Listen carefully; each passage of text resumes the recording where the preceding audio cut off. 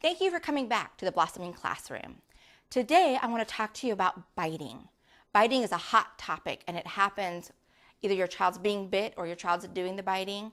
A lot of times as parents, we don't see it at home, but we hear from our preschool teacher or our toddler teacher, or sometimes even our pre-K teacher, that biting is occurring in the classroom. Our child might come home with bite marks or bruises on them being bitten by another child.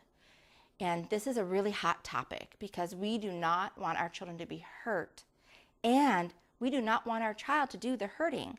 And it can be really confusing as a toddler teacher or a preschool teacher that you're seeing the biting occurring in the classroom, and the parents are coming back to you saying, this isn't happening at home. Well, of course it's not happening at home, right? It's one child with a whole bunch of adults. Sometimes it's a couple children and you still have more adults than you do children at home, and the biting isn't occurring. But in a classroom where you're a 1-to-4 ratio or a 1-to-8 ratio or a 1-to-10 ratio, and you have many children in the classroom, you get this biting behavior. And you get this biting behavior for many different reasons. Children will bite because they don't have the words to say to their friends, stop that, I don't like it. We also get biting with, you're too close to me, I want you to move away, but they bite instead. Sometimes, and this is really important when we're in our 2 to 3-year-old range, our children are going from parallel play to interactive play. It's a really difficult time in their life because they're not always quite certain how to reach that interaction that they're searching for, but they know if they bite their friend gives them a reaction. They squeal, they cry, there's some kind of reaction that's happening, and now that child who has done the biting is getting that interaction. So there's a little disconnect there from going from that parallel play to that interactive play. And we're getting a lot of biting. But it is a topic that elicits a lot of emotions from both sides. So what do?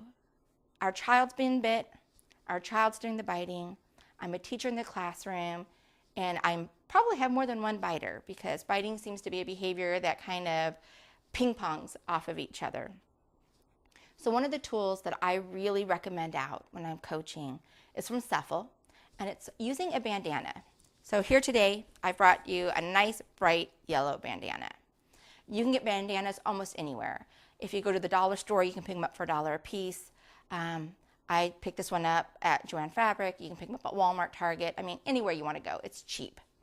Buy them in a plethora of colors because today I might like red, tomorrow I might like blue.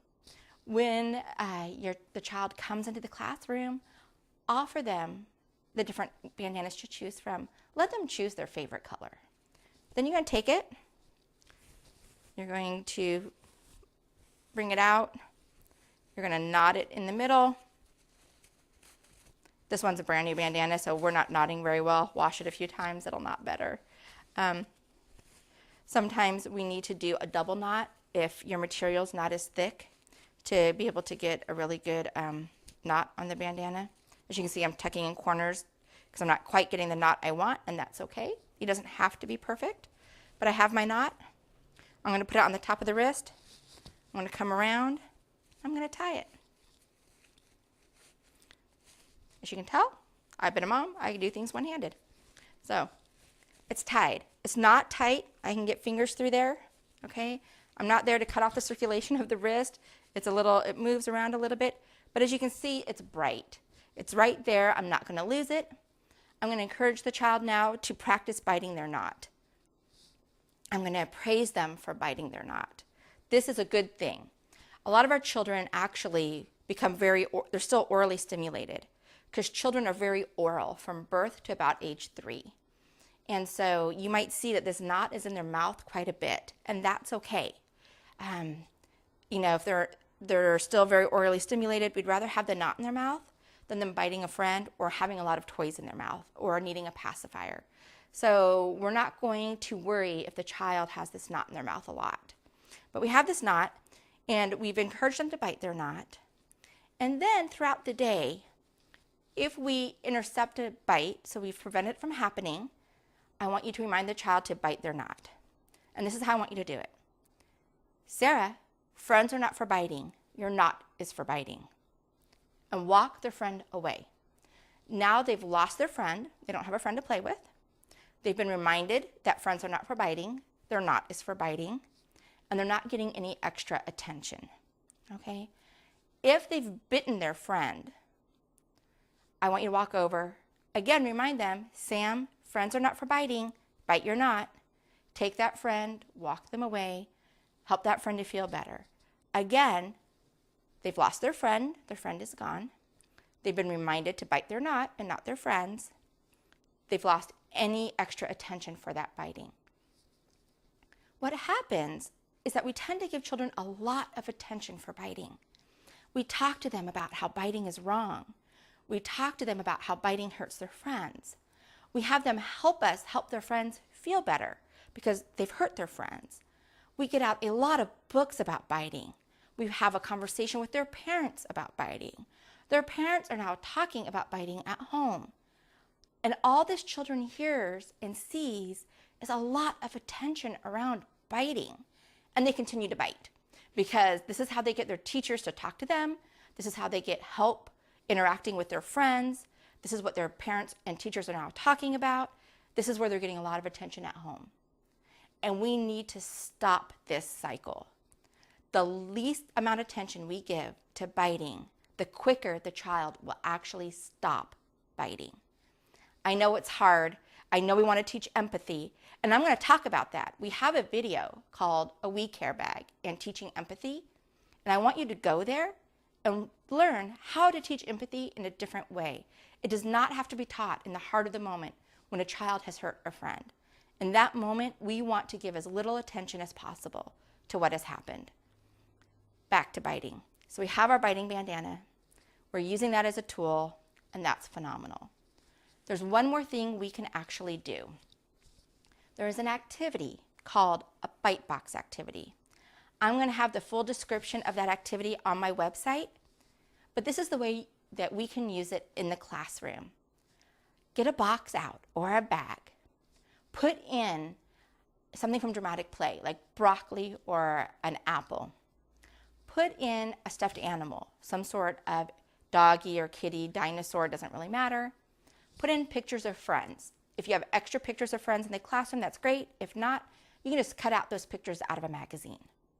Then you're going to invite your friends over. This is really good for our toddlers, okay? So our 1-year-old to 2-year-old range.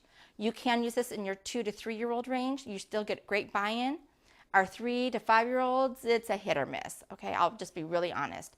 But this is a great activity. You're going to get this box out. You're going to invite your friends over. And you're going to say, what do I have in my box? And you're going to pull out broccoli. And you're going to say, can we bite broccoli? Yes, we can. Everyone pretend to bite your broccoli. And have everyone practice pretending to bite their broccoli. Reach in, pull out a puppy dog.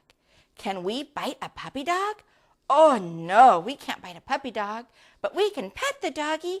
Everyone pet the doggy. Have everyone practice petting the doggy. Reach in, pull out a picture of friends. Can we bite our friends? Oh no, we can't bite our friends, but we can wave hi to our friends. Everyone wave hi.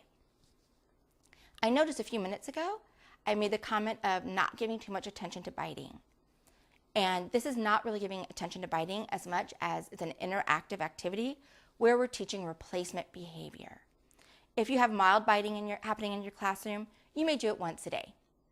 If you have some really active biters, I would really encourage you to do it once in the morning and once in the afternoon. Just change out what you have in the box. In the morning, maybe broccoli. In the afternoon, it might be an apple. In the morning, maybe a doggy. In the afternoon, it might be a dinosaur. That way, they never quite know what's going to be in the box, and they stay engaged. This is something that you can share with parents as well. And parents, in our younger toddler years may not have the same kind of resources we do to fill out a box, so they may choose to do it with a book, and that is fine. They can snuggle up with their child on the couch, open a book, and start, as they read through it, point to pictures. Can we bite a banana? Yes, we can. Let's practice eating our banana. Turn the page. Can we bite a monkey? Oh no, but we can wave hi to the monkey. Now turn the page. Can we bite our friends? Oh no, we don't bite our friends, but we can share a toy with them. Let's pretend to share a toy. So parents can engage in the exact same activity at home through a book. But it's really important that we keep the biting to a minimum and we're teaching the replacement behavior. And we practice that replacement behavior so that the children really learn. There are several resources of articles talking about how to talk to parents, talking about why biting is normal developmental behavior in our younger children, talking about kind of how to structure your classroom. And I have those articles on my website. And they are from NAEYC, from Head Start, from ECAP, CEFL, so very reputable educational resources. I encourage you to go there, print out these articles, share them with your teachers, share them with your parents, so that you can all learn a little bit more about why biting happens in these age groups, so that we're all a little bit more comfortable around it, and we can move forward with stopping the biting in our schools. Thank you. Thank you for watching my video today. If you've liked the content, please like below. If you would like to subscribe, that button's right here, and you'll know when the new content comes out. If you have a question or a comment, again, comments are below, and I'll do my best to respond to you quickly. If you would like to do a deeper dive into the subject matter, please join me on my website, listed below, and I look forward to seeing you there. Thank you.